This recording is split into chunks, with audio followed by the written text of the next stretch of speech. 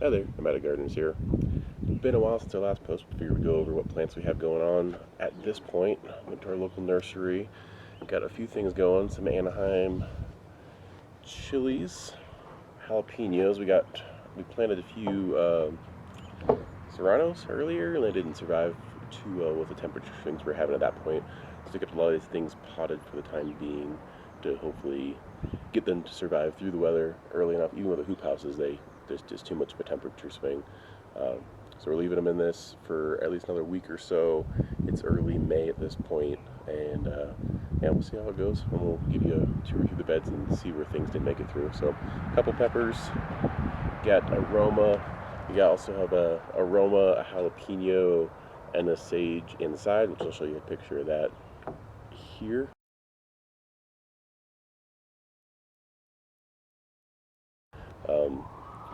Got a Thai basil. I'm a little concerned about how it's going to make it through, just because it's such a delicate basil plant, but we're giving it its best shot and get it covered up when we get it outside, but we're going to keep it inside for a little bit longer. Here's a sage, another sage that we have we're going to be putting outside. Got a rosemary and a parsley here. Yeah. So we'll see how all that goes, but for today what we're really going to go over is everything we have in our beds at this point, and I'll give you the process, show you the process for going through that. We have it uncovered partially for warm days like this. It's supposed to be getting up into the 80s, but it's still getting into the low to mid 30s at night.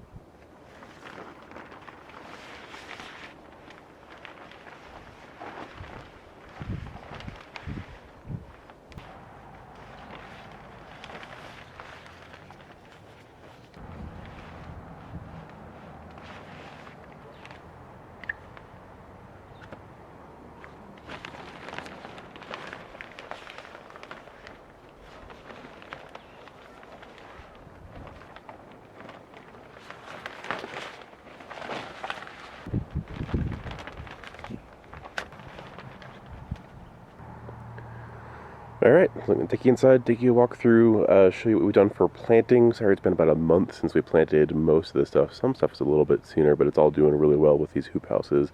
But give you a rundown of what's here and what's going on. Let's go on in.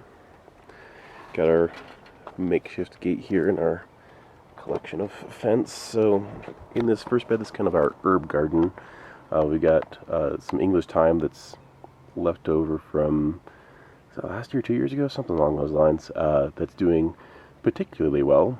Super hardy plant. We've never had it covered up, never done anything special to protect it, but it is just rocking it, having a great time. We did make the early mistake of planting cement. I believe we planted it over in this section of the garden, and if you can see, it is coming back years later, no matter what we do. Super invasive. I would suggest if you're going to plant mint, do it in its own little planter that you can control, because not only is it popping up in other points of this bed, it's coming up down between the bed, on the outside here, going out towards the edge of the fence. It's actually popped up outside the fence on a few occasions, so at this point we're just trying to mitigate its spread and control it. I've got a few planted inside at this point to be what we want to harvest, and the rest is just going to be invasive that we have to control.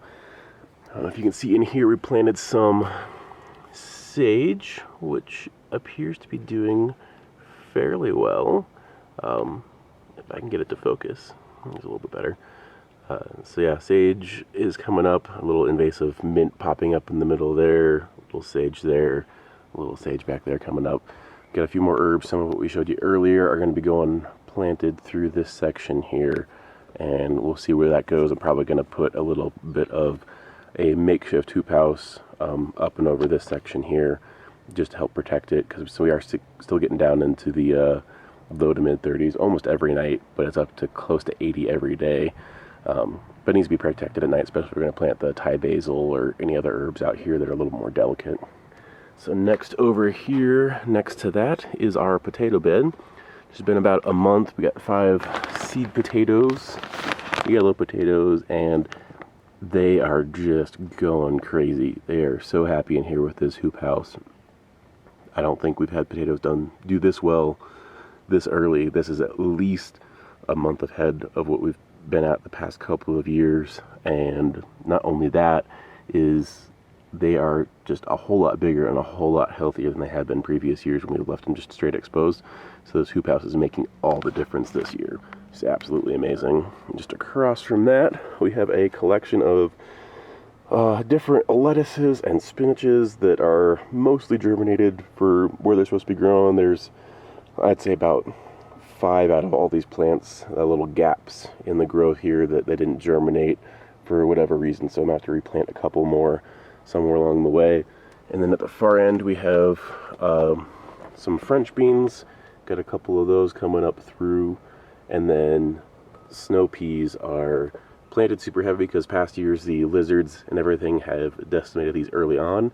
With the hoop house, the plastic over the top seems to have protected it really well and kept them out for the most part. We have very little damage from animals coming in and pecking or eating at the early leaves, which we had the past couple of years, and they are doing absolutely amazing. Starting to latch on to this little chunk of fencing, scrap fencing that we put in here, and yeah, I'm excited to see how those go. And with so many in there, we should be eating snap peas every time we're out in the garden doing something. Have a little snack while we're at it.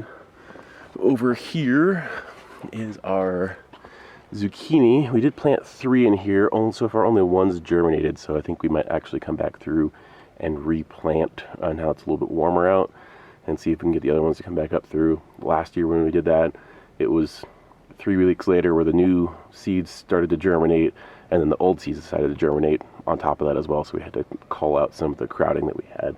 But in the end, it worked out really well. We had a bunch of zucchini, which we plan on having a bunch this year because we eat a ton of it. And then over here, a little few more potatoes. I think these are Yukon Golds over here. They were planted, gosh, 3 weeks ago.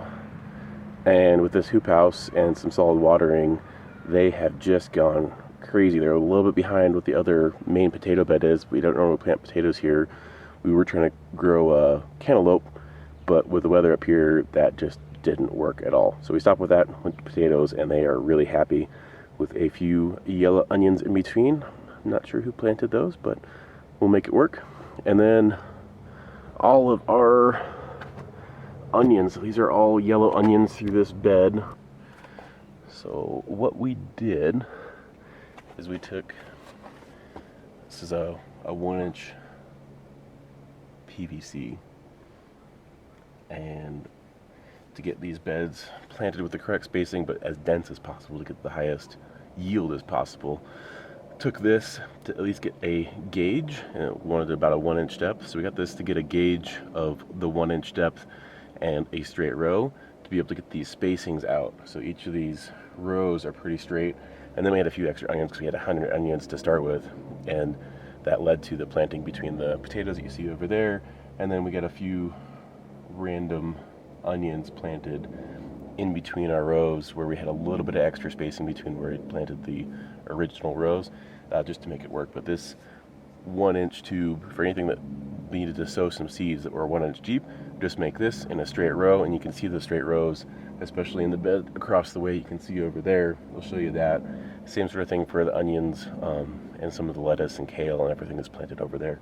Let's move on over that direction. So, and I guess for the rest of this bed, it's the potatoes down at the far end down there. You can see all of the yellow onions leading up. We planted really densely on this top end, so we get some green onions out of that. And then we have some English lavender. We might get one more different variety of lavender over here, just to pull in some pollinators and try out lavender. We haven't tried that before. We did have a couple of serranos here. Neither of them seem to have made it, so that's why we're holding off on planting the other peppers that we got, and we'll see where that goes. When we get a little bit better weather, a little more consistently warm, they'll probably put the peppers that we have in the pots right now, plant them in along here, as well as the extra tomato plant. We might throw that in the top here, just because we love the aromas, and the more we have, the better. Over on this side, we have a good little collection of garlic plants along here. which they are doing amazingly compared to last year when we tried to plant in this same area. We hardly had any yield from this garlic. I think we had maybe 2 out of the 15 that we planted that really yielded anything useful. And then this is a planting purely of for green onion use. So planted these super dense with those rows, which you can kind of see using that planting method with that PVC pipe to be able to get those in the ground, but made them really dense so we can start harvesting some of these onion greens along the way and get those in for cooking. Over here, this is another person's helping us with the gardens, planted most of this. I don't remember all of the varieties in here, but I do know we have some spinach, and then got the kale growing up right there, and that's doing super healthy and hearty. Got some different spinaches. We have a cucumber growing up here, and then one matching on the other side right there. Good little cucumber. Surprised they're doing as well as they are because it was so hard to grow them last year, but it looks amazing now. I believe we've got a little bok choy coming up along this section, and then over here, I don't remember what's planted where exactly, but we'll figure it out when it grows up. Hopefully it germinates. We'll have 2 so far. Squash plant here, and then the squash plant right there. We have 2 zucchinis over here, 2 butternut squashes, and then 2 honey nut squashes. So hopefully those come up. We got 2 so far, just waiting for the others to take a little bit longer to germinate, kind of like you saw in the other zucchini bed. So we're hoping they come up. We'll see how it goes. And this is my experimental bed. That is extremely densely planted with a combination that I'm hoping does well being so densely planted. So we have a mix of radish, some French breakfast radish, a bunch of carrots that are starting to sprout up and are super happy. You can actually see the top of some of the radishes coming up through there. They're doing pretty well. I might have to start culling out some of the extra crowding just because it was hard to tell exactly where it was planted as I was putting them in the ground, but start pulling up, eating some young ones as they come to thin it out and let the other ones grow nice and big. And then as you can see there, hopefully see there, that's aroma coming up. Got another aroma coming up. Gosh, where is it? There, right there. So they're doing pretty well. And then we got 2 planted aromas planted there. All of these onions in the middle are red onions. So all these are red onions through here. Got another aroma there and right up there. More radishes, carrots galore. Another aroma there and there. Some more radishes. So hopefully these aromas get nice and hearty, start growing up quick.